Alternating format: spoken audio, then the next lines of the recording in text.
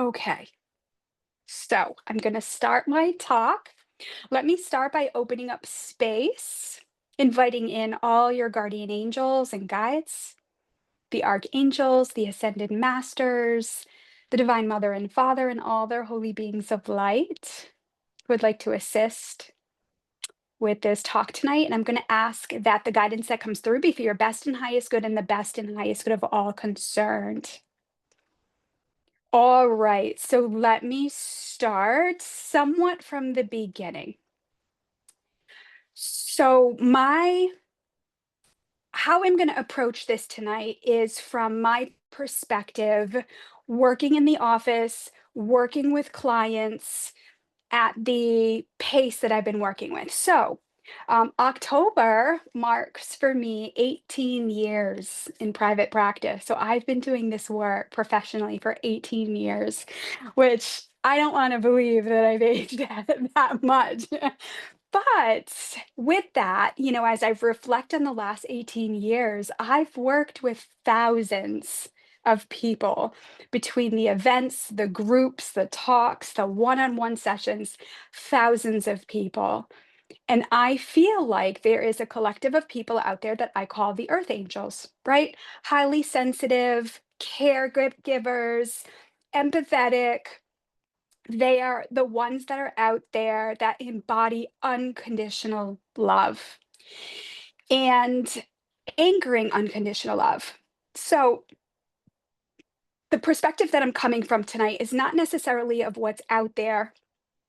It's from what I'm seeing as the patterns of what's happening with the people, for example. I know obviously in social media and media and all the stuff that's out there, there's these talking points and there's these threads that people are talking about.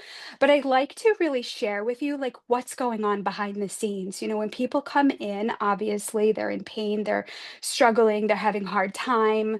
But overall, there's goodness out there. There's goodness, there's kindness. And I've noticed earth angels, myself including, getting weary, tired, overwhelmed, right? And so, like, how can we navigate the challenging energies in the world? So, for those of you who are, connected spiritually, I know I've talked about often every year I've done a New Year talk. I didn't get to do it this year. I had a lot going on this year, but I'm going to sum it up now and support you as we go into next year. So, 2025 in numerology is a 9 universal year. 9 is a year of endings, completion, transformation. It's death and rebirth in a lot of ways. And I've been on this wave that this 9-year cycle has been about reintegrating true love back on the planet. And so it started in 2017.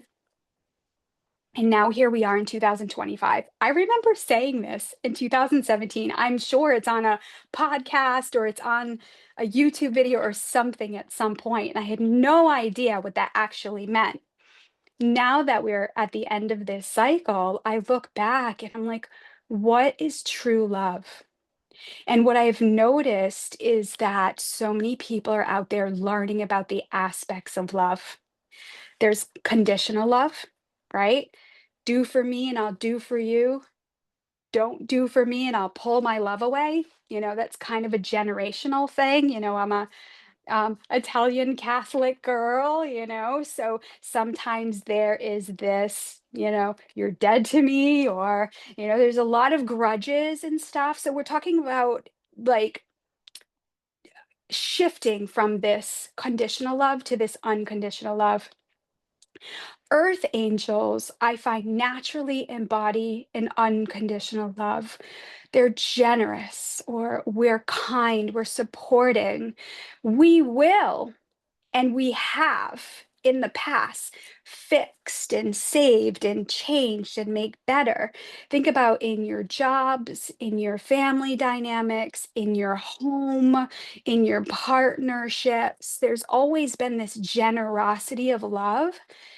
And throughout the last 9 years, we've really learned how to navigate boundaries with that, right? I notice often that over the last 9 years, this an awareness of being either taken advantage of or over giving, oversharing, and not necessarily feeling like it was reciprocal. So people started to, our earth angels started to awaken from these, well, who am I? Outside of these identities of mom, sister, friend, coworker, boss.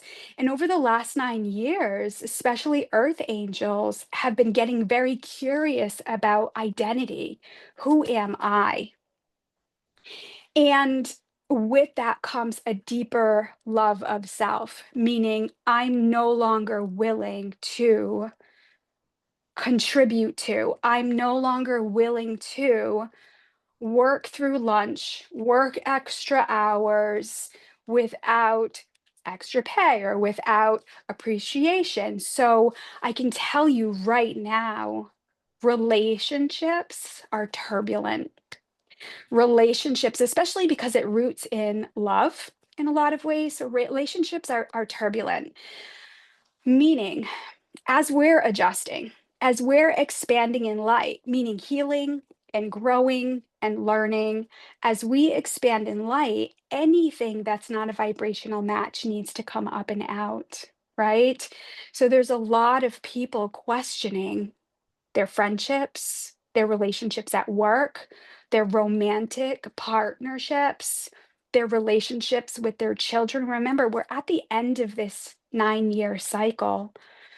And one of the most important things I want to say is, especially when we talk about the world globally at large, there are so many different people at different stages of learning and growth.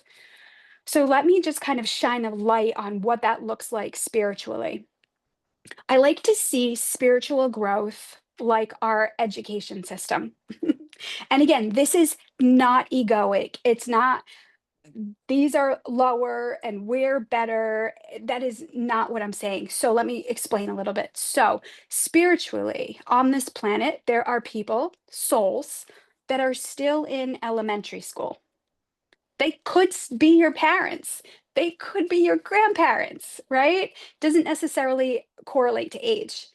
Then we have a populace of people who have started to awaken and grow a little bit, and they're what I call middle school. And if you have a middle schooler, that is a tough stage, right? They're coming into identity. There is this egocentrism. There can be drama and gossip, and they're kind of coming into themselves. It's a beautiful stage, but it can also be challenging for people who are trying to guide them and support them and tell them because they don't want to be told, right? Then we have high school, and then we have college, and then we have people who go on to like masters and PhD, right? I think like the Dalai Lama spiritually is like getting his PhD and his masters, right? Because even he is still here to learn and grow. And so, if you, as an earth angel, or if you as a person can really take a look at, okay, where am I at spiritually? I would say I may be in college. I'm at a high school spiritually. I'm in college, but I'm still a baby in college, figuring it out, right? And I always say, as a person spiritually grows, it's important to understand that growth, the more you learn, the more wisdom you have with that spiritual sight and insight and understanding, the more responsibility you have, right? And so there has been this growth with, well, who am I? Where am I at spiritually? What do I want to learn? And hold on, let me get my thoughts back. Um,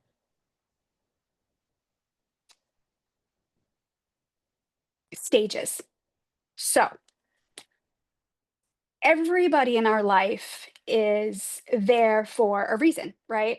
I like to say there's shadow teachers and light teachers. I pray. I pray that the work that I do for people, I'm a light teacher, right? Light wants to empower, wants to support, wants to love. And I also know that in my personal life, I can be a shadow teacher, setting boundaries, voicing how I feel. Some people in my personal life don't like it. To them, it's complicated, right? So it's not a good or bad, right or wrong, positive or negative. It is a gauge. So remember that when we're thinking about things globally, everybody's at different stages. And truly, people where they're at, they're right, right? Where they're at, what they know. For example, a child in elementary school, they may know elementary school mathematics. So if a person comes in to try to teach them trigonometry, they may not get it, they may not understand it, and what they know is what they know. It doesn't mean it doesn't exist. So there is this need, there is this understanding spiritually that people are at different stages. And at those different stages, there's certain energies. And so, what's happening when we get back to the idea of true love, people who have really outgrown these, what we call, and I'm going to share what I call the shadow elements of these stages. There is this, I like to call them the human destructive traits, right? So human destructive traits, some may say seven deadly sins, but in growth, we have to look at them not from the religious, like persecution, shame, oh, you're going to go to hell, like that type. If we can look at the seven human destructive traits: pride, wrath, gluttony, envy, sloth, and lust. If we can look at them and know that they're an energy, I mean, we can see a lot of it globally. And again, it doesn't mean it's right or wrong, good or bad, but if we can see it, or we can see it in ourselves, this is how we can continue to heal. We can explore these energies, because I can tell you, God, who loves you so much, is never going to let you stay in that place of that inhumanity. And so I have been exploring, honestly, friends, I ask Jesus all the time, how did you do it? How did you navigate just these difficult personalities, these difficult energies? How did you how did you navigate being supportive to all these people who were needed you and wanted you and yet persecuted you, right? There's these prophets out there who navigated these energies. So Jesus really, honestly, friends, have been a wonderful anchor for me, especially when things are turbulent and chaotic and the energy is tense.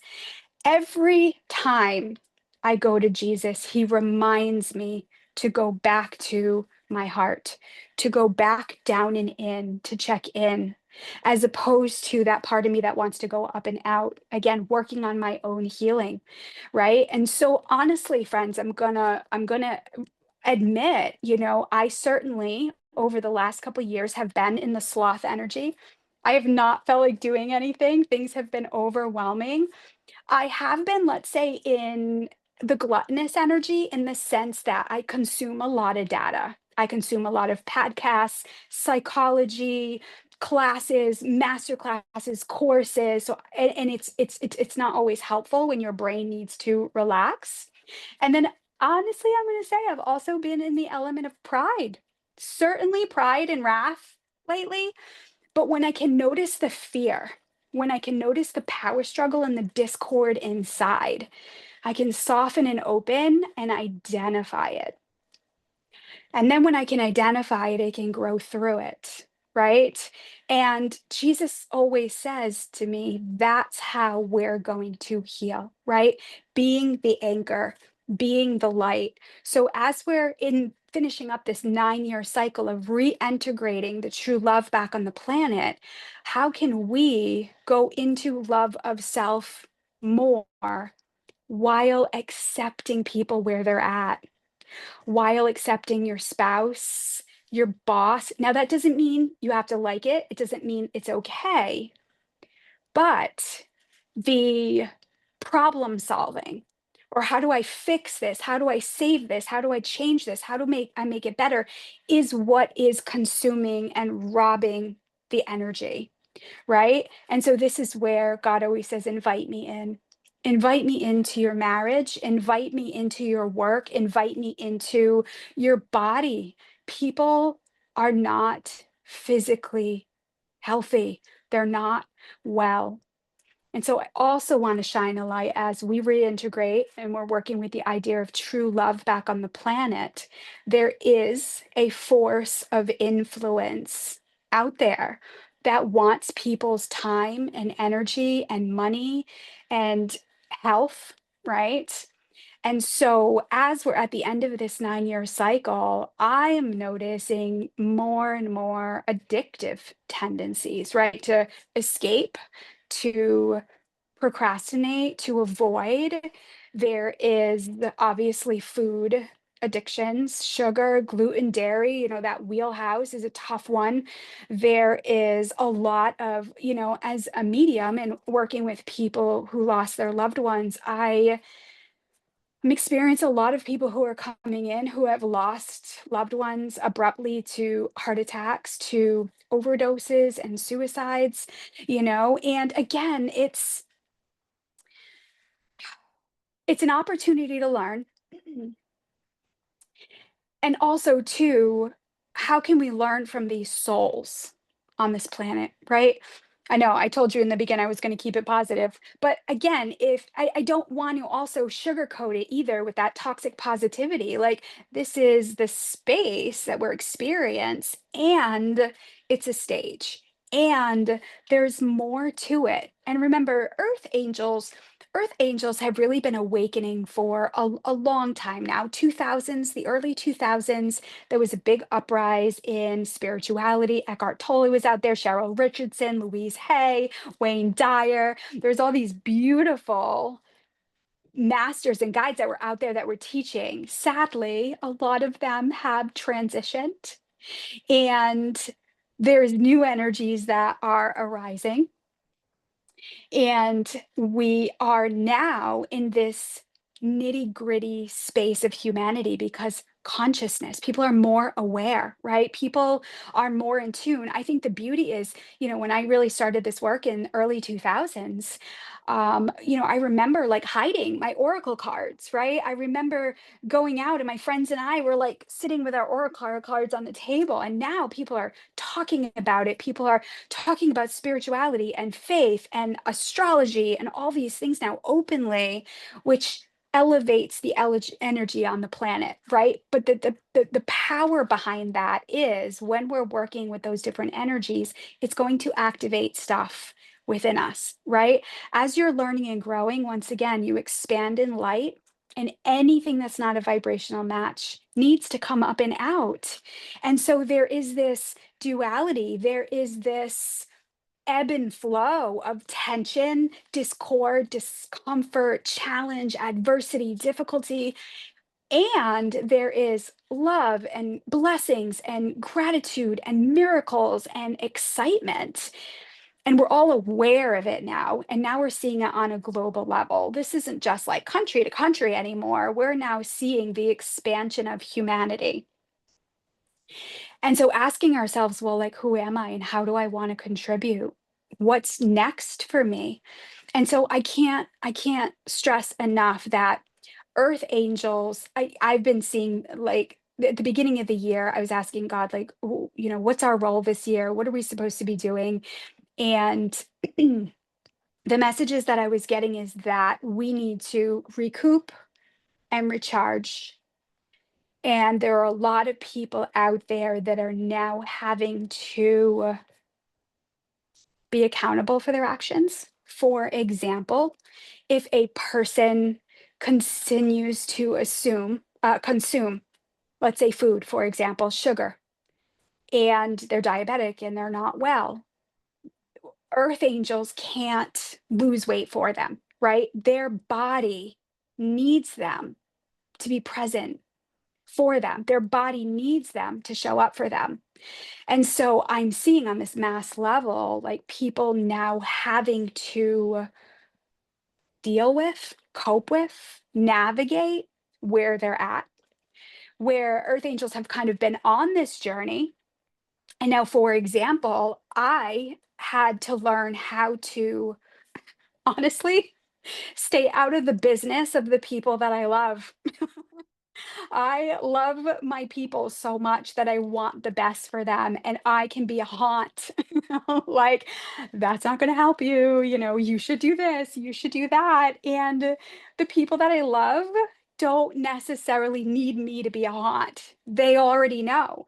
So, as an Earth Angel, I'm learning how to navigate, like, how do I love people who are unhealthy, who maybe are making mistakes, who are learning, who are growing, hence that pride, like that part of me that says, I can fix you, I can save you, I can change you, I do this for a living, right? Honestly, I admit that, but I'm also aware of it where I've taken this year to kind of lean back and go back within, okay, where's the work that I need to do?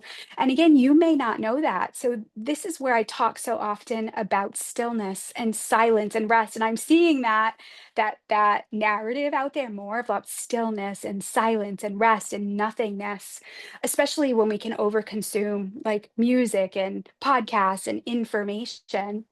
Now would be a really great time, especially in this Aries full moon, because all that energy is burning up, going to God and asking God, show me truth, show me what I need to know, what is next for me. And this requires an act of love too, going to and trusting source to love you. I think one of the beautiful things that I've learned about love is knowing and understanding God's love. I think that's first and foremost. When we know and understand God's love, everything else is learning and experience. I put out a newsletter a few months ago and I had explained how I was in Hurricane Helene in North Carolina, and we got stuck on a mountain, and there was floods everywhere, and we just happened to be at the top of a mountain, and there was water, friends, that was just rushing down both sides of us. We were trapped in this little, I don't know, mile by mile piece of land with destruction all around us. And I remember laying in bed praying that we were going to be safe, that we were going to be protected. And there was nothing we could do. And it was in that moment that I felt God's love. I felt at the core of my being that we were going to be okay and that we were protected. And we just had to wait. We had to wait it out. Now, I can tell you the day came and went. The next day came and went. Panic, fear. Now, it got dark, it got quiet, and what was beautiful was my now husband, right before we left, he likes to recite things, like he'll just find speeches to keep his mind sharp and he'll just learn them. He'll just learn these speeches of empowerment and he'll recite them. And I remember, again, me being me, saying to him, you should learn the Our Father. I said, "We're in a wild world right now." I was like, "That is the best thing that you could learn right now." And he did. I remember going in there, he gets up every morning and he goes and does his yoga stretches and he does his prayers and he does his mantras, and I heard him reciting it. And so we would go over it. And would you know, friends, when we were on that mountain, we said the Our Father so much. Right when we heard the first log hit the roof, we both looked at each other. It was the middle of the night, and he said, "This isn't good." And I'm like, "I know." And we just laid there and we just started to pray. And I remember thinking, I could feel the love. Like I could feel the love with him. We were both calling on Archangel Michael. And so I have been on a journey. Those of you who have known me for a long time who are here, I've been on a journey with love. I've had a lot of unhealthy love of my own self, love with partnerships, unhealthy dynamics over these last 9 years with friendships. And, during COVID, I spent a lot of time by myself. I was single for a few years during that period. And so here I am laying in bed with this man who is saying the Our Father with me. And I felt so much love and gratitude and so much fear all at the same time. And I remember thinking, this is wild. There's something more to this. And I remember asking Jesus, Jesus, tell me something. What's going to happen? What's the outcome? And I remember feeling his presence coming down and laying near the bed or sitting near the bed. And he said, even I don't know. You have to trust God on this one. Well, I just started crying, but I felt his comfort. And I remember thinking, okay, I'll trust. And of course, beautifully, things came into alignment. We ended up getting out of there. And what I know now is that when we left that property, when we left that area, we were finally able to get out. There were landslides all the way down the mountains. They needed to get like trucks up there to clear the road. It was just, it was wild. So we're leaving. And as we're getting on the highway, there were, God, hundreds of families and people on the side of the road because there wasn't gas for miles and miles and miles. And I remember thinking, this is why God trapped us. This is why we're here. And I remember, it was like we barely had enough gas. We waited in line for 2.5 hours for gas just to get to the airport. We got on the last flight. We got right at the gate with 10 minutes to spare out of there. It was just wild. And I remember thinking all through that time, this is love. This is true love. The faith that I had, the people that I was with, it was actually Nick and his parents. And it got a little dicey, ain't gonna lie. I got a little dicey with them for a little while. It was a little wild.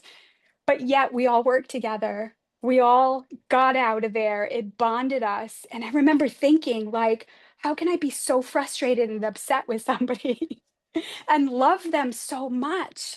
And so as I review this 9-year cycle of reintegrating true love in the planet, I would just encourage you to think about your last 9 years. Maybe you've lost people that you've loved, that you were close to. I lost some really good people, like a really good support system. I lost over the last 9 years. And it's beautiful and it's hard and we're living and we're alive. And yet, when we get caught up in the chaos and the drama and the fear of the world, we can lose the wisdom that comes from these time periods that are challenging and difficult and hard. And so really the understanding is that it can be both, right? It can be liberating, it can be exciting, it can be wild, but it also can be scary and confusing.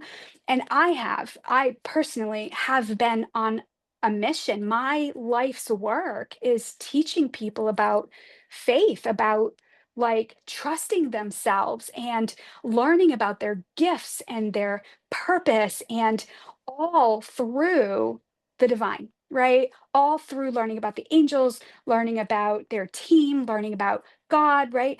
And so I think it's so beautiful that spirituality and faith and hope and love and charity and justice, these heavenly traits, right? As we are detoxing the destructive traits on many levels that's coming to surface and growing through them. And we're activating the what they call the seven heavenly virtues, or the keys to goodness: faith, hope, charity, fortitude, justice, patience, temperance, right? Those energies come from a vibration of love, a vibration of empowerment, a vibration of expansion, right? And so understand, it's like, as we're growing, if you're in a difficult situation right now, if you're in a place where there's uncertainty and there's unknown, I encourage you to find that pocket of time to really lean into stillness, nothingness, and ask God, show me what I'm learning. Show me what I need to know. Now I can also say the Holy Spirit, oh my God, the Holy Spirit is brilliant in giving you the nuggets of wisdom and insight. And so if you can start with one of the things, when we're overwhelmed and we're wronged and there's a lot of resentment, there's a lot of anger, a lot of bitterness. How dare you? How could you? It's not fair. What about me? Right? It's there. I'm going to be honest, it's there. And when we can learn to transform that, when we can learn to alchemize it, when we can learn to learn from it, we can grow from it.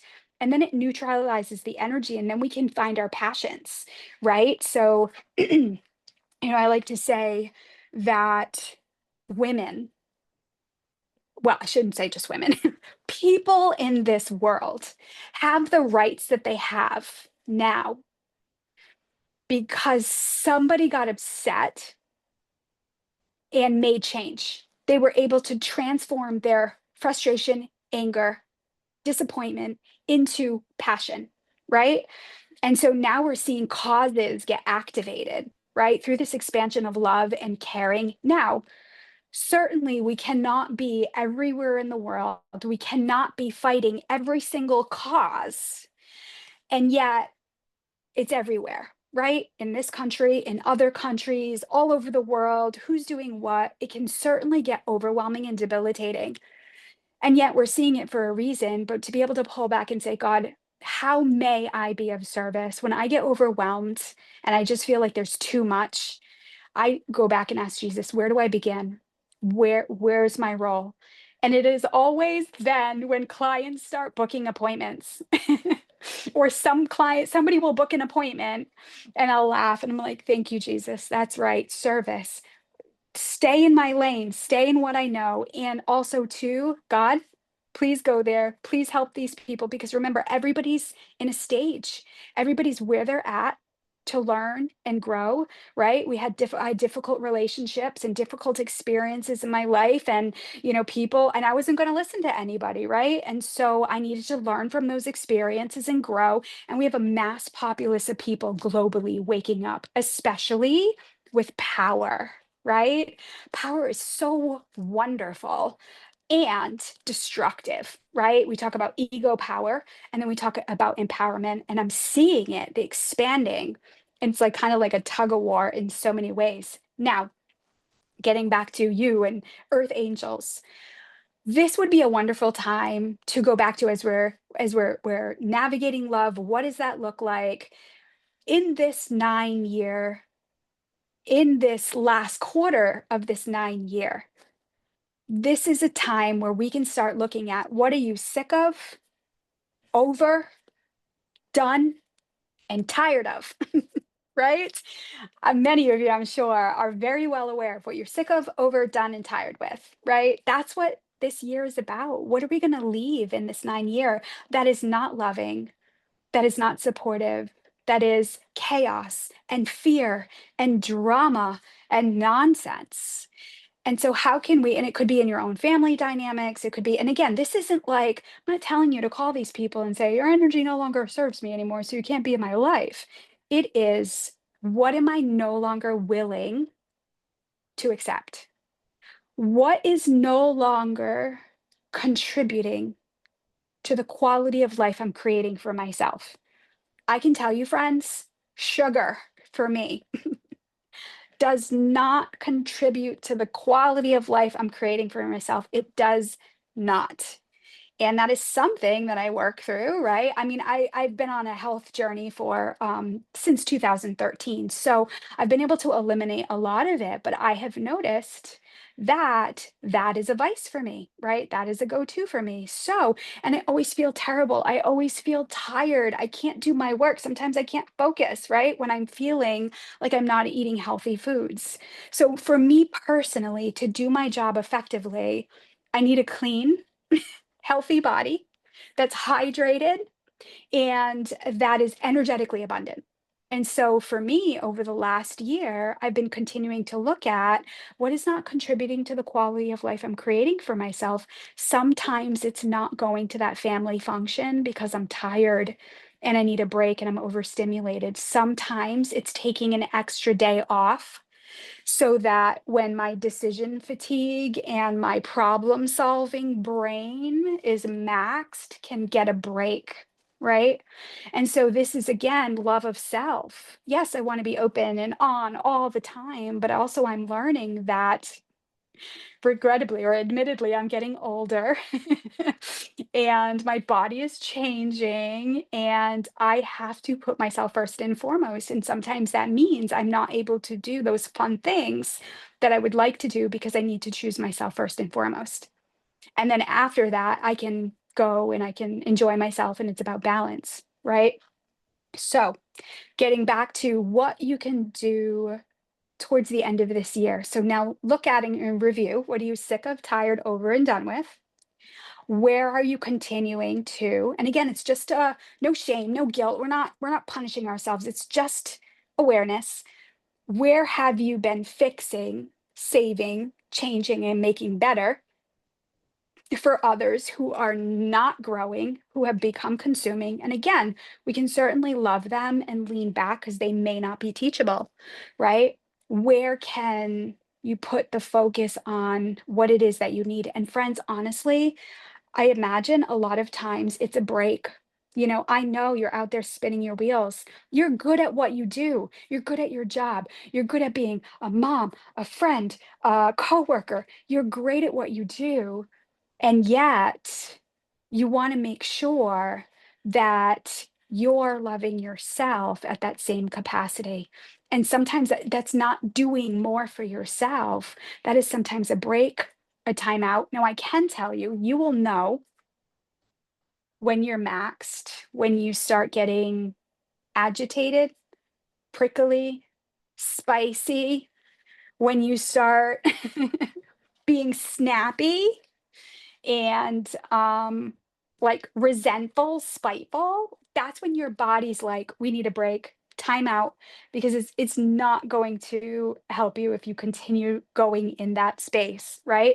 So it's basically your car's gas light coming on and a warning light saying you're energetically tired. I call it your shadow sister or your shadow brother, right? It's those less than ideal emotions that don't feel good, and it's trying to tell us something. That is when it's trying to tell us we need a break, that we're tired.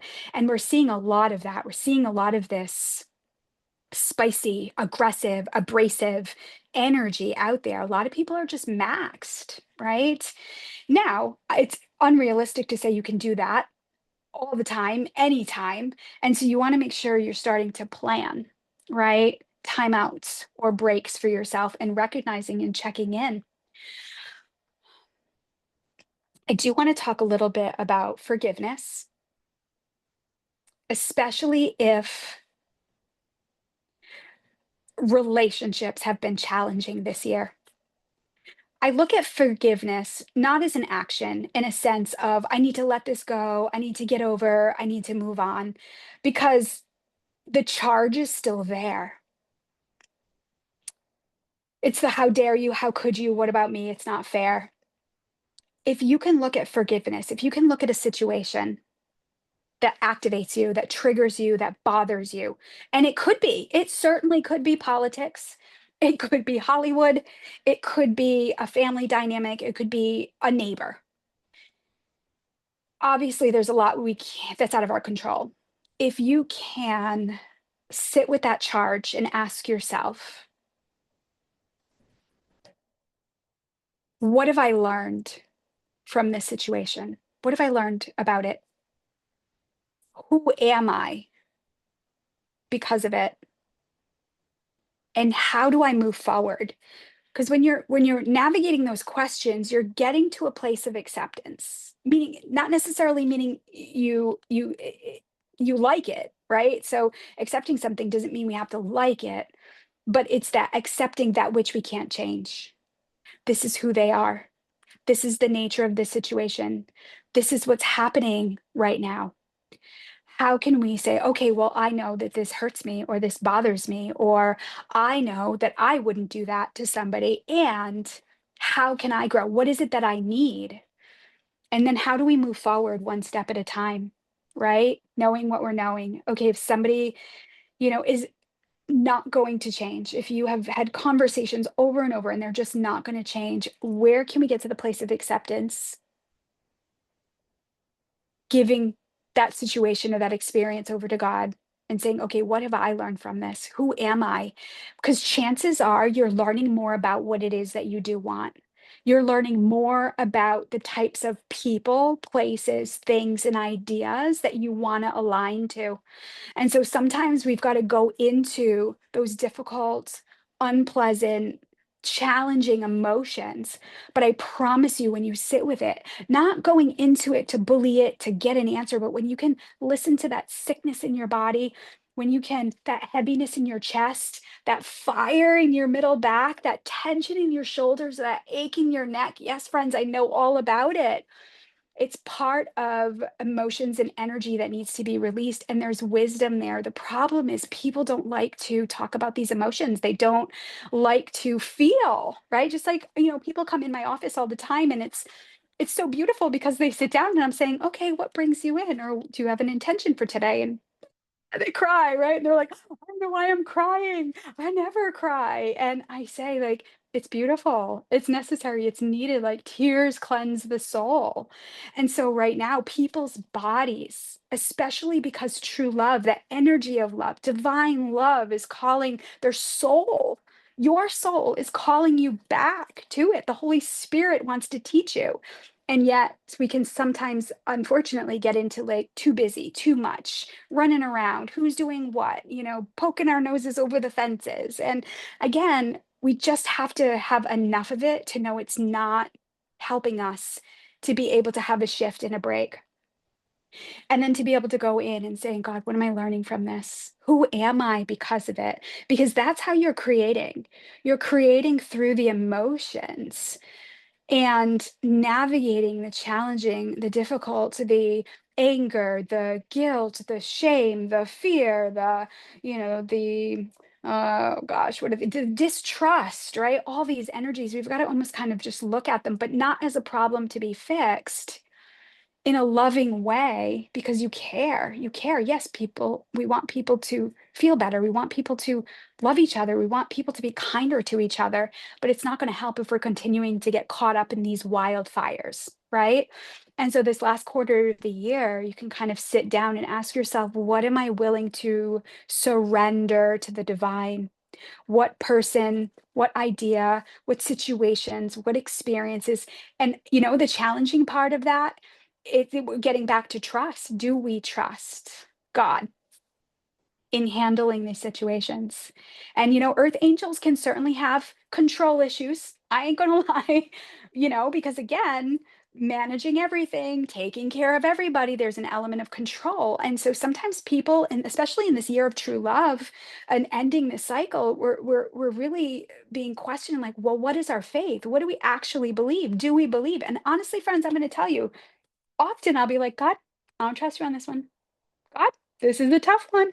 This is a hard one to like let go of control. And that is one of the things when I talk about pride and a little bit of wrath, is like that ego, the control, right? Sitting in the discomfort and trusting that when I set a boundary for myself, and the discomfort that I feel because I know I'm disappointing people that I love, because I'm setting a boundary for myself, I feel out of control and I just want to do something about it. Right. So these are common things that people feel, but they don't talk about.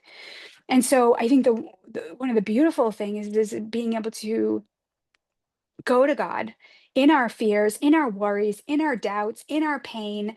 And everybody's relationship is different. Right.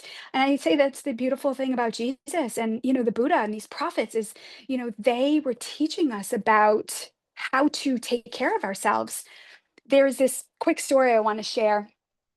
There's this quick story I want to share where Nick, my husband, when I met him, he's just always been into Eastern ideologies. So the Tao, Buddhism, I'll come home and he'll be watching Dharma talks. And sometimes friends, I'm like, this is my life. My husband's listening to a Dharma talk, right? And so, which is fun, but he's also a pain too, and a beautiful, loving pain too. So I don't want to put him on a pedestal. We're a real couple, but I, um, I was curious about like what brought him into that. And so, I'm more about like theology and God and angels and the divine. And so he took me to the Providence Zen Center here in Cumberland in Rhode Island. And I'm open. I love all philosophies. I'm curious, but I remember sitting there in meditation. They do these meditations that are like 20 minutes long. And I remember sitting there in meditation. There was this big giant Buddha, the Buddha back there, this big giant Buddha on the right side of me. And I remember thinking, like, oh my God, am I betraying Jesus? Jesus, what do you think about this?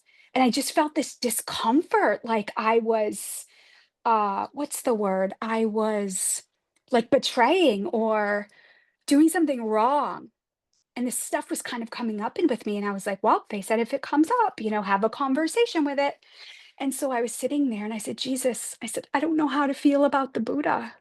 I'm like, what do you feel about the Buddha? Or how should I feel about the Buddha? And the most beautiful message I got was, love him as you love me, as he is my brother.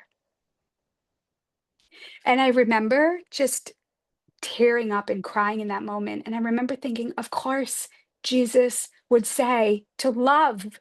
Of course, he would say, love him as you love me. He's my brother. That's his whole message. It's about oneness, right? So, and I know this, but in those moments, I was able to sit with this discomfort, that whole like Catholic, guilt kind of energy. And again, I go back to my roots often with Catholicism, and there's a lot that I enjoy that I still, but I remember thinking about like this discord, and he said, love him as you love me, as he is my brother. And I remember thinking, that's right, humanity too. These people are our brothers and our sisters, and people are struggling. And we're not here to be the savior. We're not here to be the martyr. We're here to teach, but teach by leading by example, right? And so we're going deeper into learning and growing. And a lot of earth angels are in a stage of how do we continue to have compassion for people? How do we continue to have empathy, right? We can kind of connect with where they're at, have compassion for them in the sense of saying, I know you're going to get through this. I know you're going to learn this. I know you're going to go through this without getting consumed and making it our job to fix them, save them, change them, right? So we're getting back to out of the trenches of how do we comfort people? How do we support them? How do we teach them? How do we inspire them by living our best life? And so, really, kind of looking at God's definition of love. And that's something everybody here has to sit with themselves, right? Ask God, God, download me with your definition of love. Download me with your understanding of love. And for me, how I have perceived it is going back to how Jesus loved people, regardless of where they're at. He was still able to set boundaries. And I often say, sometimes we go outside of ourselves and seek humanity for answers. And, I often learn that, Jesus, um, and I talk about Jesus. Jesus is my friend. He's my brother. He's my teacher. He's my guide. He is really a being of light that I go to as a source of learning. And I don't always get answers. And a lot of times he doesn't talk to me. So I don't want to lead on that I have this like, oh yeah, I talk to Jesus all the time. Because a lot of time I'm asking because I'm frustrated or sad or hurt or confused or it's not good. And, it always works itself out. But I always say like Jesus never went to his prophets to tell him what to do. He always went within. And again, I use that as an example, and there's so many other beautiful prophets and prophetesses in these stories that we can go to and we can learn from. And I use him as an example. But again, really understanding true love. Like, how do we love people when they're the leper or they're the societal misfit? Or how do we love people who are addicts and mean and in pain and hurt? Like, how do we love people without it consuming us and where we have to save the world, right? And I think this is where we need that connection to the divine more than ever. How do we root it into our bodies? And then in problem solving, go to silence and stillness, go to God in that faith, and then your love expands even more. There's wisdom that comes. Now, I can say you might not get anything, insight or wisdom in that, I don't know, 10 minutes that you sit and ponder and inquire, but you may receive an answer 2 days later while brushing your teeth. Remember, the divine likes to teach us patience. We live in a world that is instantaneous, right? I am always amazed that I can order something on Amazon, like a supplement or a book or something, and then it's at my door the next day. It's amazing to me. And I always thank the delivery people and the people who work at night and their jobs. And I hope they're getting paid well. And, that's that caring part of me. But we live in a very fast, instantaneous. If I want a movie or I want a music, I can go right online and I can find it and I can watch it immediately. We have to remember anything of substance, partnerships, a dream job, a romantic partnership, friendships, a healthy body, anything divinely expansive takes time, right? To have a fit, healthy body requires a discipline, right? To have a wonderful job that you love takes time to find, right? Having a beautiful partnership, especially romantic partnerships, it takes time. I get clients so often that are like, oh, I'm ready for a job. And then, like a month later, how come I haven't gotten a job? What's wrong with me? Or, oh, I'm dating. I'm ready for someone. And then, it doesn't really go well in the beginning. It's like, I must be doing something wrong. But we have to remember that there's a discipline to it. There is a creative energy of learning what we want, learning about people, learning about where we want to be, right? It takes time. And I think that's one of the hard things with patience is to love ourselves through the chaos and the drama and the uncertainty and the unknown. And so remember, we're wrapping up this 9-year cycle. I do want to encourage you to continue to share your love with the difficult people, with the challenging people. Maybe you don't have to be in their lives, but if you can, with loving eyes, see where they're at and then pray that, God shows them a mentor or a guide. Situations with people aren't good right now. People aren't healthy.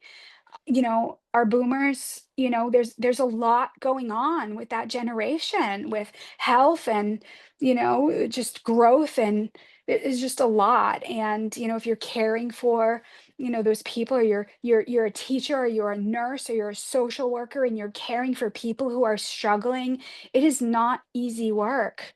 And so I implore you to navigate finding breaks so that you can recharge, right? And a lot of times it is a day of nothingness, a day of stillness. And as we're wrapping up this 9-year cycle of reintegrating true love on the planet, but also expanding what love is, anything that is not a match to that is coming up and out. And this is why we're seeing a lot of pain, a lot of lack of love, a lot of judgment, a lot of power struggles, a lot of ego, right? Because it's like dying off. But you're not going to know that because the media isn't going to tell you that, right? The news isn't going to tell you that. I can tell you from my perspective and the people that are coming in that are doing amazing work, that are healing, that are growing in strides, that are doing this deep inner work. And I always say, like, I'm a witness to it. I certainly hold space. I'm really great at asking the right questions. But I'm watching people heal and grow in profound ways. They're becoming happier again. And it's powerful.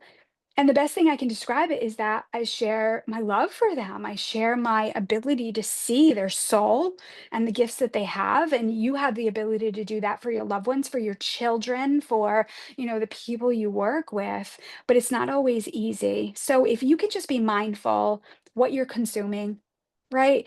If you're continuing to consume negativity and drama and pain and suffering, it's going to be really hard to get out of that energy. So, getting back to love, how can you choose something that's more nourishing? I mean, it doesn't mean I'm not saying never watch those things or never do those things, but check in and saying, do I have it in me today? How's my nervous system? Am I maxed out? Am I edgy? Am I prickly?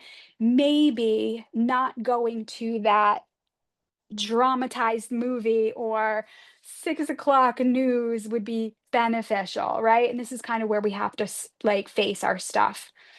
And now I do want to tell you, as we're wrapping up this 9 year cycle, I've already been getting insight about what the next 9 year cycle will be about.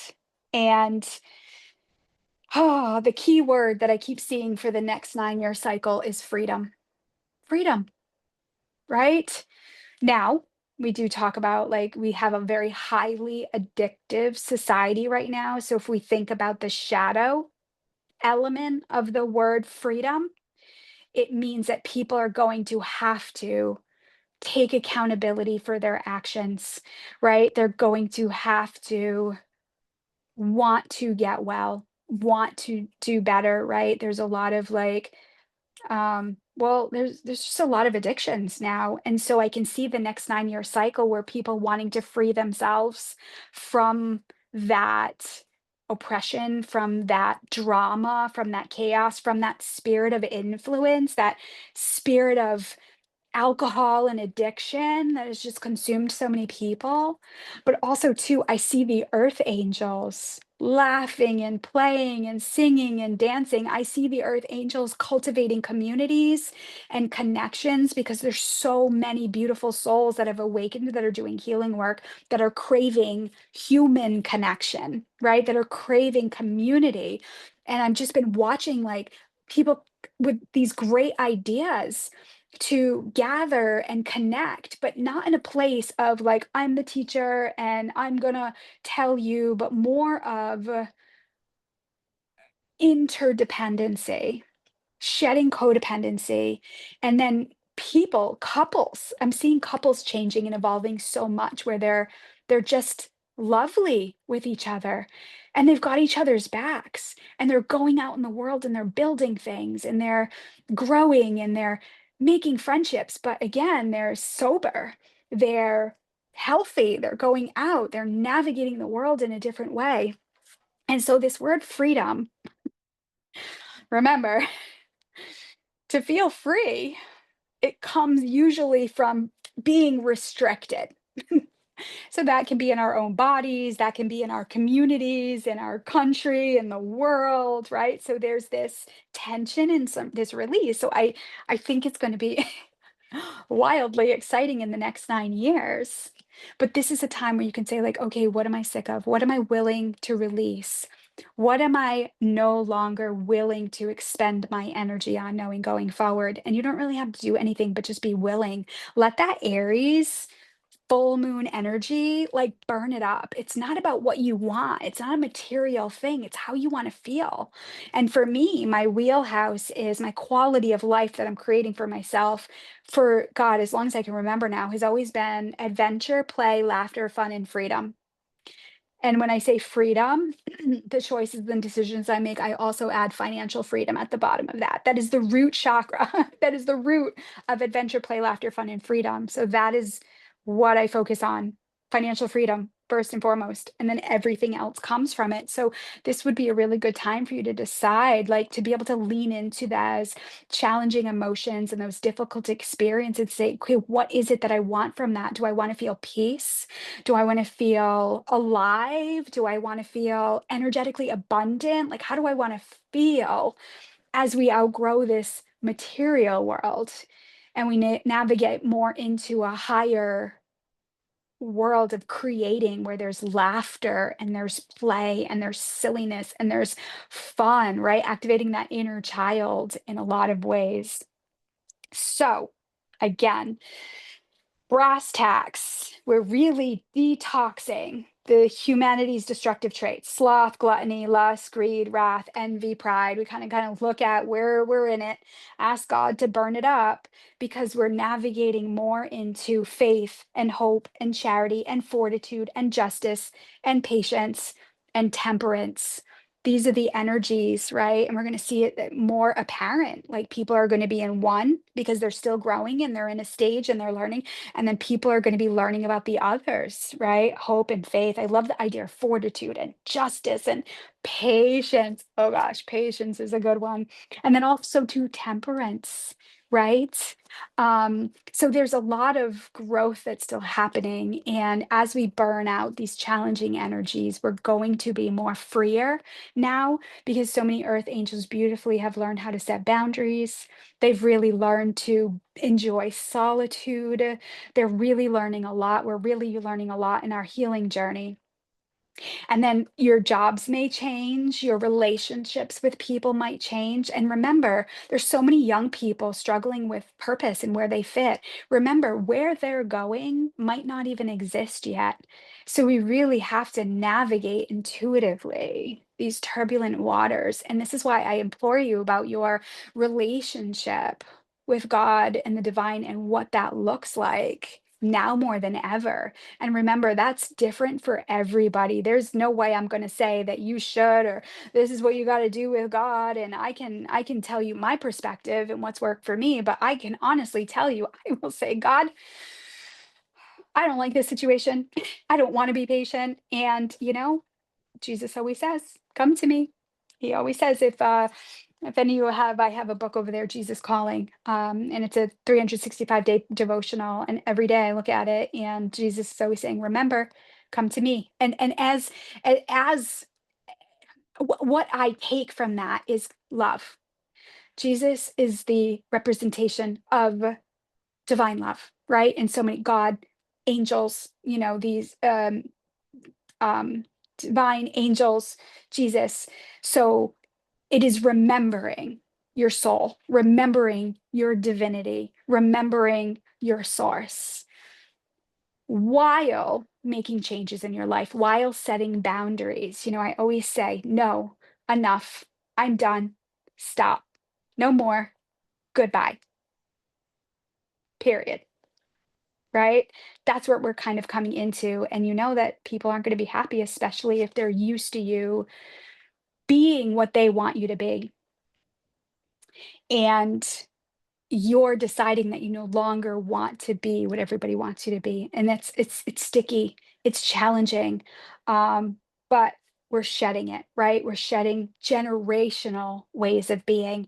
And what's beautiful too, and I'm gonna wrap up a little bit. If anybody has any questions, you can certainly put questions in the box and or the chat box.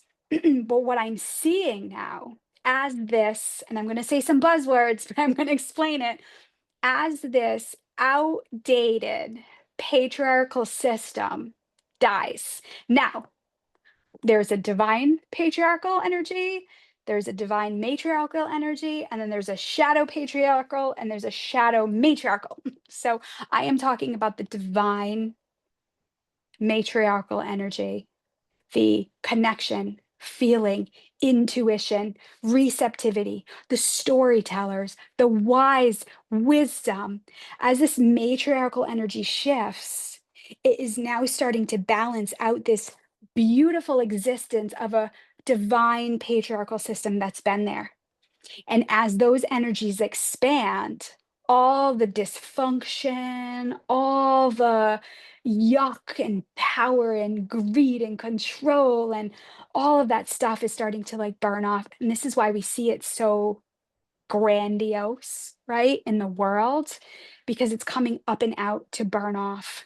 And so we're really being asked to kind of anchor. I always see like my heels, like right down from my heart, all the way down my legs, from my heels down into the earth, right, to be anchored. So if you can get out in nature, If you can just be in stillness and listen to the birds or listen to the trees or get out into the mountains, especially this long weekend, if you've got this weekend off, if you can just connect with nature, she'll speak to you, right? And that's what I'm most excited about is this expansion of this matriarch energy, this empowerment that's coming in such a beautiful way, especially with the mother energy and the maternal energy. God, I've said so many things. I hope that I hope that I've kept things on track. I hope that let me see. Let's see here. I hope that I've kept things on track. Let me see here. Um, hold on one second. No questions, but I didn't notice that today. Oh, it's World Mental. Um, okay, so, for some reason it didn't come up on the chat. Today is World Mental Health Day. Oh my gosh. And it's 1010. So 1010 is like a high vibrating number. It's a new beginnings number as we're starting to end this 9-year cycle. So yes, oh my gosh, our mental health, right? And so this is where we've got to navigate because there is energies out there that want to consume your mental health. And I don't want to go off on a tangent here, but I have seen it a lot in spiritual communities. And I'm going to tell you, there is spiritual energy that's false, right? The false light. And you're going to know it's the false light because it comes in fear mongering. It comes in with, oh gosh, I wrote it down. Where did I write it down? It comes in trauma dumping. It comes in needy, this codependent energy that's like egoic. And I can tell you, friends, remember, I meet with a lot of people and I understand everybody's in a space, but I've also met with people who are on platforms and who are out there and their personal lives are messy. And that is no judgment because sometimes mine can be messy. I have beautiful people that can navigate through it, but you have to have a willingness to want to grow.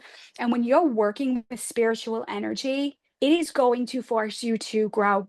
It is going to force you to change and evolve. And I can tell you, I feel like I've been able to maintain my mental health and my longevity in this field because I connect with God every day. I have prayers, I have mantras, I have a healing modality that I do on a regular basis.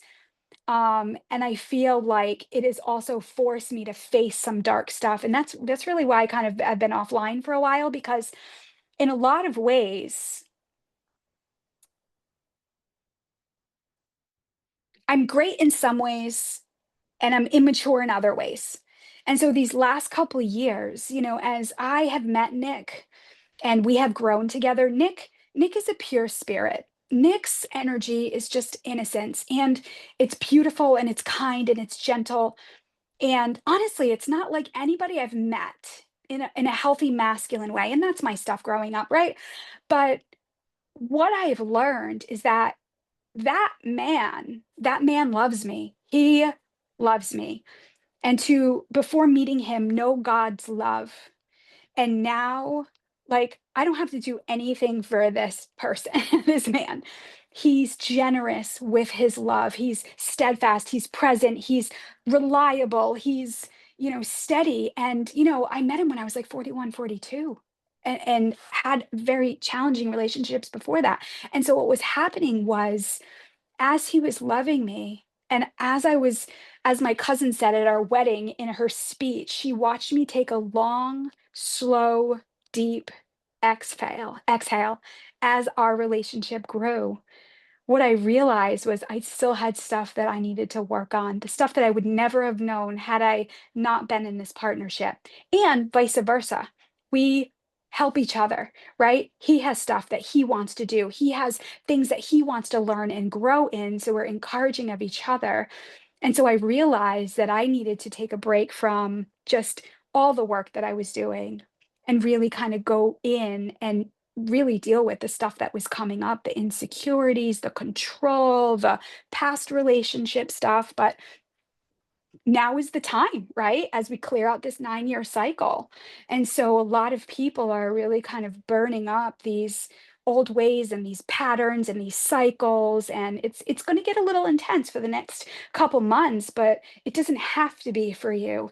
If you are imagining yourself spiritually on the lazy river, if you're imagining yourself going along and then asking God to guide you in that. Let me see. Let me see. Okay. Thank you. Thank you for sharing your reflections and energy. I receive your message. Ton of alignment. Oh, synchronicity. Wonderful, which is exciting. I love when a common theme is shared by a variety of messengers. Yes, yes, yes. And remember, when we talk about this common theme, it's not necessarily a public thing. I think we talk about these spiritual communities and these personal growth and development people. And sometimes I get frustrated because they're pushing like this narrative. I'm like, okay, everybody's talking about this. Everybody's talking about this, which again is for population at large. But I don't find that there's enough support for the earth angels outside of the societal energies that are out there. So thank you. Thank you for sharing that, Rebecca. Thank you for acknowledging that. I know I see patterns, and that's why I was eager to get back on I mean, there's so much more I want to share. There's so many things that I want to do, and I've really had to take the time to heal my body, my own inner work and growth, because I also know doing this work requires presence, requires a level of responsibility. And so I've been really working with God and the angels to support me in how to be able to energetically uh sustain my own energy while being in support in others, while navigating what a marriage looks like, navigating what having a mom who's almost 70 looks like, having you know another new family dynamic in the mix. So I really have been trying to find this balance, and sometimes these things need our attention, and that's okay. It's okay to not want to do it all at once. And so sometimes we need to kind of pull back and focus attention on ourselves. And that truly is true love, love of self, me first, in a non-egotistical way. Right. So, all right.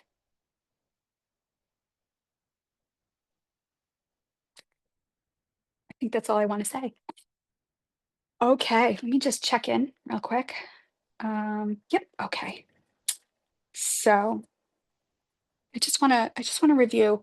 Remember, God loves you. You're doing a great job. Your crystal, your soul is expanding. And remember, as you expand in love, as you expand in your joy, in your happiness, in your creativity, because you're going to, and you are, it's either going to bother people or it's going to inspire them. Neither is your problem, right? So, and I mean that in the most loving way, as you are truly who you are, as you in your quirks, in your, directness, and your bluntness, in your honesty, and your genuineness, and your authenticity, and your sweetness. Again, it's going to either bother the societals or it's going to inspire people to wake up. But remember, neither is your responsibility. Keep doing you. We need more of that, right? All right, friends. Oh, good. I'm so glad you enjoyed this. Let me close space for us. So let me thank all your guardian angels and guides, the archangels, the ascended masters, the divine mother and father, and all their holy beings of light that assisted with this guidance for you tonight. And I'm going to ask that any healing that was started continue for as long as it needs to be done. And so it is. So actually, let me just stop this. Quick thing.